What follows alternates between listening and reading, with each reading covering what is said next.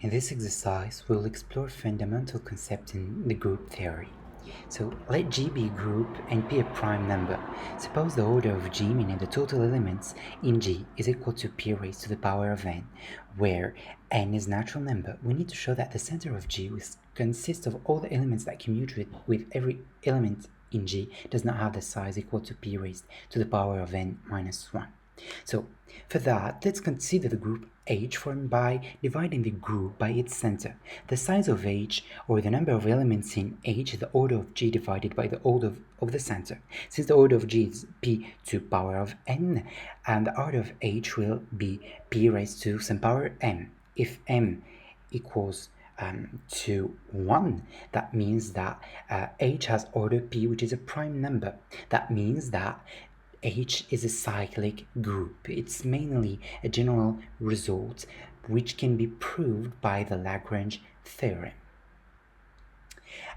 So then we are going to prove actually that G is a billion. That may seem strange, but it is. So assume that the group formed by dividing G by its center is cyclic, generated by some elements. Say G times the center of G. If we take two elements x and y from the group G, there exist integers k and l such that x times the center of G equals to G times the center of G raised to the power of k, and y times the center of G equals to G times the center of G raised to the power of l. Therefore, x can be expressed as G raised to the power of k multiplied by some element in the center of G.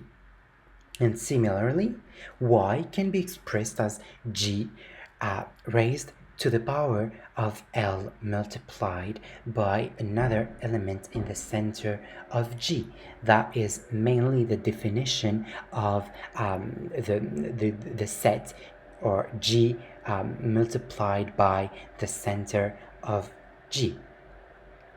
So, since the element of the center of G commute with all other elements of G, the product of x and y is actually equal to the product of y and x. It's mainly just basic calculus, because G raised to the power of k times G raised to the power of L equals to G raised to the power k plus L, which is equal to G raised to the power L plus k.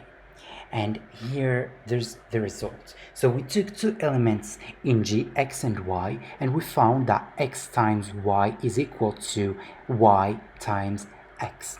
That means that G is a billion. And as long as G is in a billion group, the center G would be equal to its center, because all the elements that commute with all other elements are the elements of G. G is equal to its center. And here's the contradiction and the conclusion. If G were a billion, then G equals to its center, implying the number of elements of H is exactly 1, and 1 isn't a prime number. G divided by its center cannot have the order P, and that's the contradiction.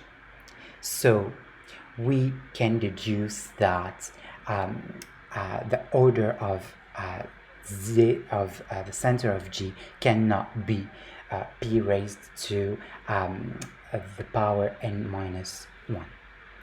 Thanks for watching.